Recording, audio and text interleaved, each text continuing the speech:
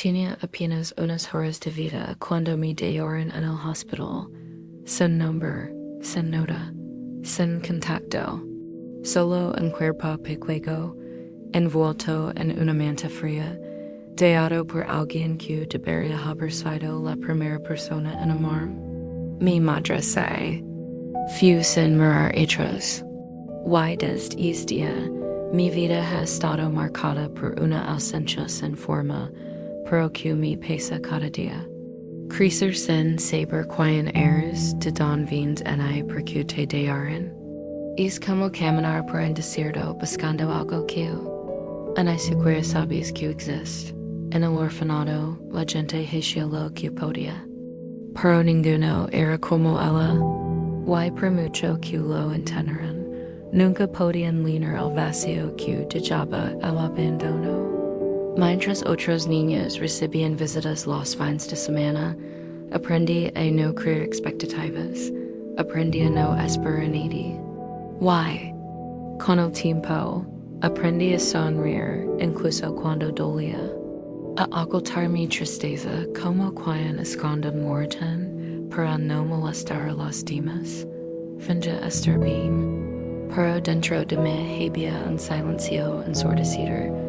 Pace echoes preguntando por the voice you selected does not support this language. Please click the upper right corner to switch to another voice. ¿Qué había hecho para que me abandonaran? Mi amaba. ¿Se arrepintió? ¿Acaso recordaba siquiera mi rostro? Estas preguntas me han acompañado toda la vida. Pero incluso sin respuestas, elegí seguir adelante, elegí luchar. Decidí que el abandono no sería mi fin, sino mi punto de partida.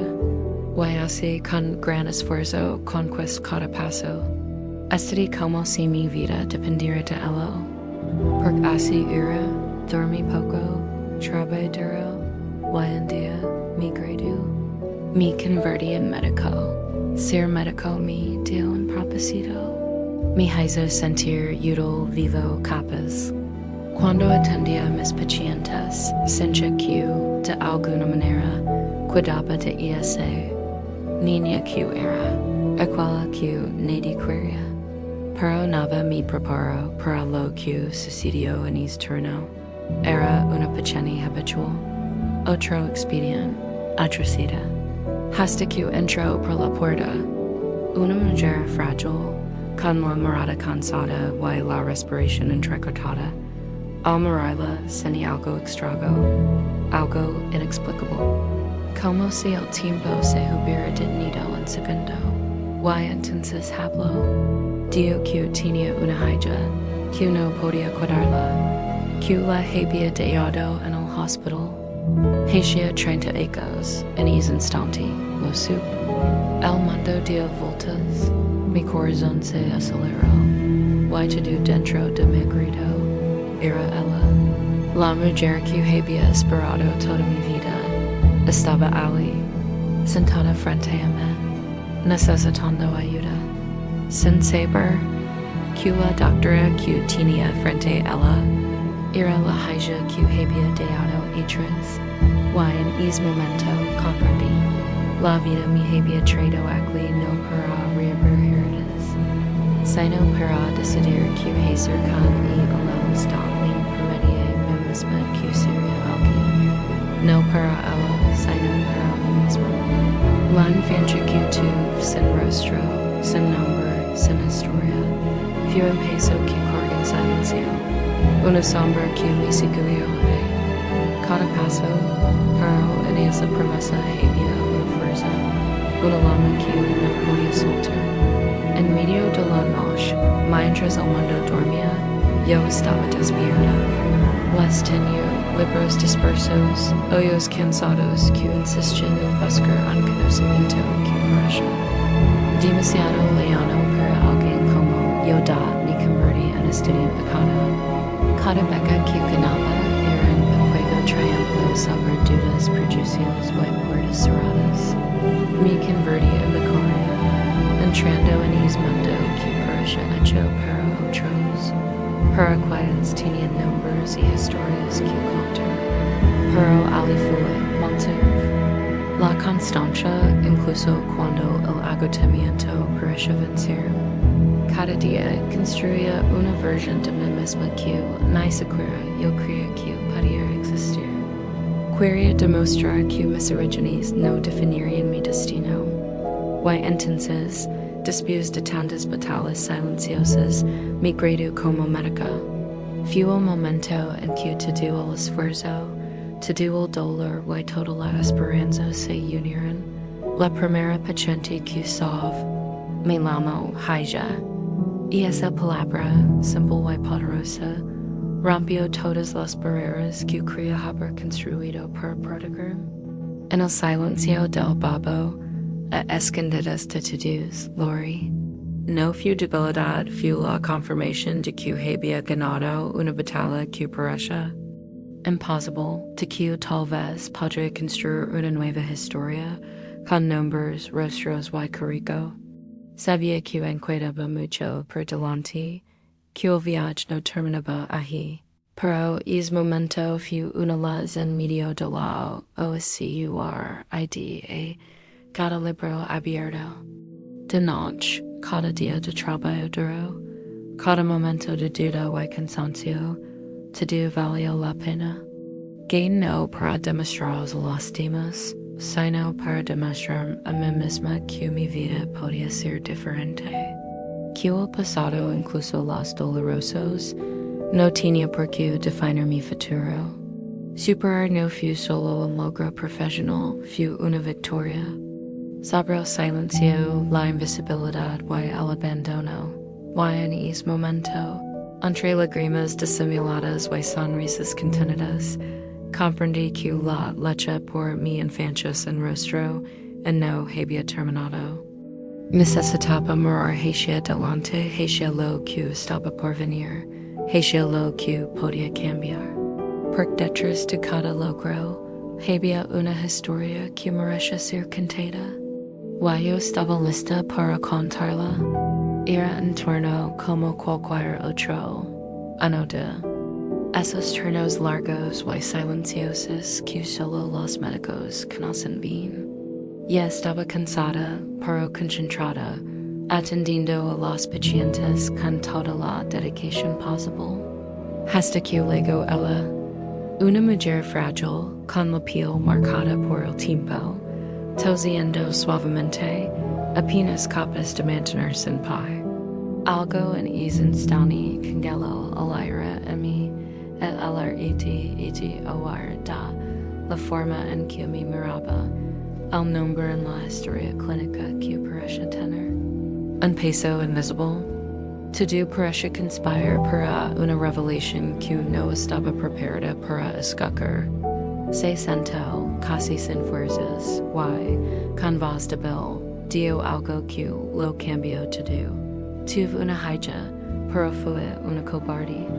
Y esa frase resonó en mi interior como un trueno que rompiera el silencio de la noche.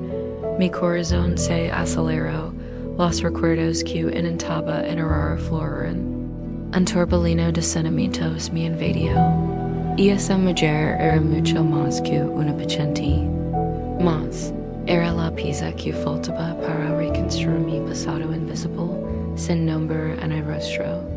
Con sus palabras llenas de dolor y arrepentimiento, me mostró que la historia que llevaba conmigo no estaba tan enredada como quería creer. Sentí una necesidad urgente de comprender, de buscar respuestas a las preguntas que siempre me habían atormentado. ¿Quién era realmente? ¿Por qué me dejó? ¿Qué la impulsó a tomar esa decisión que cambió nuestras vidas para siempre? Ese momento en ese turno no fue un día más de trabajo. Fue el punto de inflexión, la puerta a una verdad que necesitaba afrontar. En ese momento, la joven doctora, que había prometido ser alguien por derecho propio, comprendió que el pasado tenía más que contarlo. Que esa historia sin rostro, nombre en la memoria no estaba perdida. Ella estaba allí, sentada frente a mí, frágil y humana. Yo no podía ir de ella. a partida es momento, to do cambio, la paciente que había ingresado en es hospital era mucho más que una simple paciente. Fue la clave de mi propia sanación, de comprender las cicatrices invisibles que cargaba. Why, en el silencio de es turno de noche, comenzo a escribir una nueva historia de encuentros, de confrontations, de decisions difíciles. Sabía que esa paciente lo cambiaría todo, no solo para ella, sino para mí. Por fin, estaba lista para afrontar el pasado y transformar el dolor en fuerza, la esencia en presencia, el silencio en palabras. Mi mundo se congeló en ese instante. Cada palabra que pronunciaba pareció resonar en mi interior, rompiendo el silencio que había construido durante tantos ecos. Lo sabía. Cada célula de mi cuerpo sabía que esa mujer frágil y perdida era la misma que me dijo Hija 30 ecos, en esa infancia sin rostro, sin nombre, sin historia. El dolor que había cargado, tantas veces reprimido, se hizo palpable ali, en esas palabras líneas de arrepentimiento, fue como si el tiempo se hubiera detenido. Why to-dos los recuerdos que ni siquiera sabía que estaban enterrados a flor en la superficie, iluminando la oscuridad de mi pasado, el abandono, el miedo, la soledad. Todo adquirió una nueva dimensión ante esa mirada cansada y esa voz que intentaba pedir perdón, incluso sin decir palabra. La mujer que Viali no era solo una paciente, era mi propia historia, dolorosa y verdadera. Las lágrimas se formaron en mis ojos, contenidas, por la fuerza que me había traído hasta allí en mi sostenía. No podía permitirme debilitarme en ese momento. Necesitaba ser fuerte, por mí mismo, por ella, por todo lo que estaba por venir. Pero en ese silencio, algo que no podía controlar comenzó a surgir, la esperanza. La esperanza de que, a pesar de todo, podría haber una oportunidad para empezar de nuevo en ese momento. Comprendí que la vida está hecha de encuentros inesperados y que a veces, para sanar las heridas más profundas, necesitamos enfrentarnos a lo que tanto intentamos ocultar. El descubrimiento no era solo sobre ella, sino sobre mí. Sobre esa niña olvidada que necesitaba ser reconocida, amada y sobre todo. A cada edad el impacto fue enorme, pero no me derribó. Al contrario, fue el despertar que necesitaba para seguir adelante. Comprender que el pasado no define quién somos, pero puede ser el punto de partida para quienes podemos llegar a ser. La mujer que me abandonó era humana, llena de miedos y defectos como todos nosotros. Y reconocer esto fue el primer paso para perdonar, no solo a ella, sino a mí misma. El descubrimiento no borró el dolor, pero abrió espacio para la verdad y con ella la posibilidad de transformación. Y allí, en ese turno, entre el frío del hospital y la fragilidad de esa paciente, supe que mi vida cambiaría para siempre. Quais gritar, quais pregonar, porque tantas veces que mi voz se habría perdida en el eco de ese silencio. Quais confrontar esa mujer que, con su fragilidad y arrepentimiento, cegó a todas las heridas que intenté ocultar, pero en cambio, escucho. Hoy cada palabra llena de dolor, cada confesión hecha con lágrimas que no necesitaba ser pronunciada, hablo del miedo, un miedo tan grande que la hizo llorar, que la hizo creer que abandonarme era la única forma de protegerme. Hablo de la miseria que aplastó sus sueños, de la violencia que la redima, y delabuso q la dejo sima fuerza per lucre perme. Confesso q mi dejo por en su cobardia, creo salvarme de una vida que ella misma no podía soportar. Es momento, el obvio que había albergado durante tanto tiempo comenzó a disolverse, reemplazado por una profunda tristeza y una dolorosa comprensión. No fue fácil, no fue rápido. La confrontación no se produjo con gritos y acusaciones, sino con silencio, respeto y la difícil aceptación de que el amor, incluso ausente, puede ser complejo y estar lleno de defectos humanos. Quería entender, necesitaba entender, aunque la respuesta no fue la que esperaba, porque en ese encuentro entre dos mujeres marcadas por el dolor y el abandono, se presentó la oportunidad de encontrar algo que nunca imaginé, el perdón. No para ella, sino para mí, para poder finalmente dejar de cargar con el peso de un pasado que me consumía dada la confrontación fue un momento de ruptura, pero también de sanación. Es pasado silencio en la habitación del hospital continua más verdad que cualquier palabra.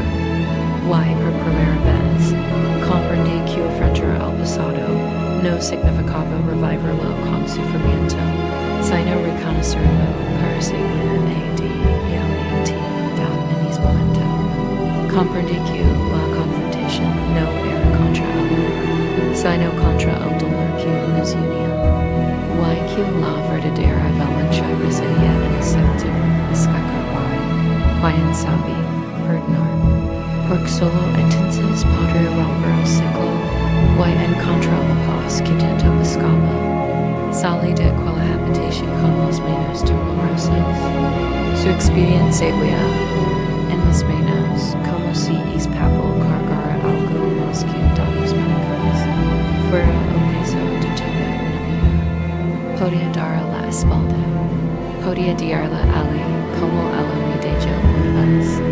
Podía hacer justicia con el silencio, con la misma ausencia que una vez me moldeó.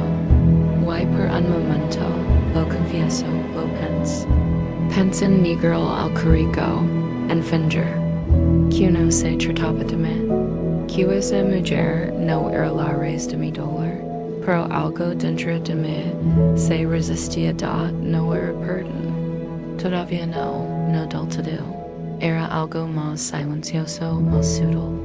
Era la negativa a seguir cargando con el odio que me había consumido durante tanto tiempo, porque había ganado tantas batallas contra el abandono, contra el miedo, contra la invisibilidad, que permitir que el rencor me definiera. Ahora sería como perder todo lo que había logrado. Decidí seguir a darle no porque se lo mereciera. La verdad es que no siquiera sabía si se lo merecía, sino porque necesitaba romper esa cadena invisible que me ataba al pasado, cuidarla incluso sin efecto, incluso con más hoyos en llenos de dolor, fue la manera que encontré de liberarme. No fue fácil, fue uno de los momentos más difíciles de mi vida. Pero también fue el más hecho en odad. La decisión no llegó con una paz inmediata. Llegó con dudas, con conflictos internos, con noches de insomnio. Pero llegó firme como todo. Lo que había construido hasta entonces. Y esa mujer que una vez me dijo hechos ahora dependía de mí. Y al aceptar cuidarla, no solo estaba tratando a una pequeña. Me enfrentaba a la sombra más densa de mi historia y decidía que no me definiría. Fue mi decisión. Por primera vez, ella era mía. Y en esa decisión, encontré una fuerza que nunca antes había sentido. Cuidarla fue, sin duda, lo más difícil que he hecho. No por el trabajo en sí, la atención, los procedimientos, la atención médica, sino por lo que me exigía en mi interior. por cada vez que la miraba, algo me dolía. Era como si la niña que una vez fue todavía esperaba un gesto, una disculpa, en lo siento que nunca llegó, pero al mismo tiempo, fue liberador en los días siguientes, la traté como había tratado a tantos otros pacientes, con profesionalismo, empatía, respeto, pero había algo diferente, silencioso, que llenaba el espacio entre nosotros. No hubo abrazo, ninguna conversación reveladora, ninguna reconciliación milagrosa, solo silencio, pero un silencio distinto al que me había marcado toda la vida. Era un silencio sin gritos, sin aire, un silencio maduro, casi apacible. Why, por extrago que parezca, había respeto.eu havia cada vez más frágil, y mesmo sin palabras, algo mudó dentro de mí. Y yo ya no olhaba más para ela como mujer que me abandonó. Comecei a enxergar uma mulher falha, assustada, quebrada, e ainda assim humana. E foi isso que me fez continuar. Não por gratidão, não por amor, mas por humanidade. E no fundo, talvez também por mim, porque à medida que eu cuidava dela, percebia que eu estava, de alguma forma, cuidando da criança que eu fui, a menina, que eu queria sozinha à noite, que eu procurava rostos em Dio, que sonhava com uma mim que eu nunca chegou. Ela finalmente estava sendo acolhida. Não do jeito que eu imagino, mas de jeito real, forte, verdadeiro. E foi assim que a paz veio, não uma paz grandiosa, de final de filme com lágrimas e reconciliações emocionadas, mas uma paz quieta, discreta, que se instalou no peito devagar, como par do sol depois de turbulento. Uma paz que dizia, voca consegui, voca mal e mais água criança sem nome, sem rosto, sem história, água, voca tem escola, voca tem voz, voca tem forca, cuidar do mundo apanhou passado. Mas me liberto da HOJ e viendo para trás. Entendo que a vida não sempre nos dá as respostas que queremos, mas às vezes ela nos entrega algo ainda mais valioso, a chance de fazer escolhas diferentes. E eu não tive uma infância fácil, não tive histórias contidas antes de dormir, nem abracos nos dias difíceis, mas tive coragem. E foi essa coragem que me entrou e que eu ainda não fé. Não houve mudado de cor. Não houve grandes reencontros emocionantes, nem locos perfeitos com palavras bonitas. O que eu emerges um silencioso, doloroso e verdadeiro. Houve escolhas, houve cuidado, houve paz, houve legal que eu carrego desordenada e que eu não somos obrigados a viver. Nós somos definidos pelo que nos fizeram, nem condenados a carregar eternamente o peso do abandono. Somos mais do que os cicatrices. Somos aquilo que decidimos fazer com ele está e eu escolhi transformar dor em cuidado. Escolhi cuidar de quem me dixu, não porque ela merece, mas porque eu mereço paz. Escolhi seguir em frente sem carregar o rancor que me consumia.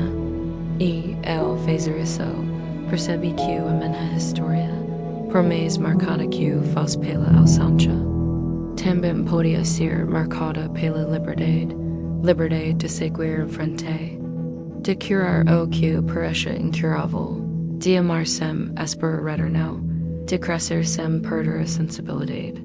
Descobri que a forca é não revidar, é não repetir, é não devolver na mesma moeda. Que a nobreza em perdor, mesmo que em silêncio. Mais do que tudo, entendi que toda história merece ser contada. E mesmo, e talvez principalmente, aquelas que como queremos na dor. Porx no SSQ, quando transformadas, inspiram, libertam e illuminum ocuminho de outros. Hoc, eu. Su filha de mim mesma. Quide da minha criança ferida comes mos firmes da mulher que me tornei. E isso, ninguém pode me tirar.